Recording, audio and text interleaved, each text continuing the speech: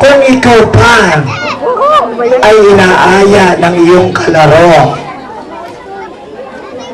nang maglaro ng lutu-lutuan at gagamit kayo ng totoong posporo o pangsindi ng apoy, papayag ka bang makipaglaro? At ano ang sasabihin mo sa iyong kalaro at bakit? Madadali ang tanong. Medyo madali naman. Oo, madadali. Ano ang gagawin mo na habang nakita mo na yung kalaro mo ay gusto maglaro ng posporo, yung pansindi? Kasama ko ba makipaglaro sa kanila?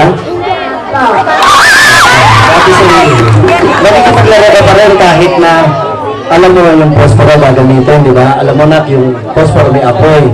Sasama ka pa rin ba sa mga kalaro mo? Opo talaga. Talagang gusto mo maglaro sa apoy.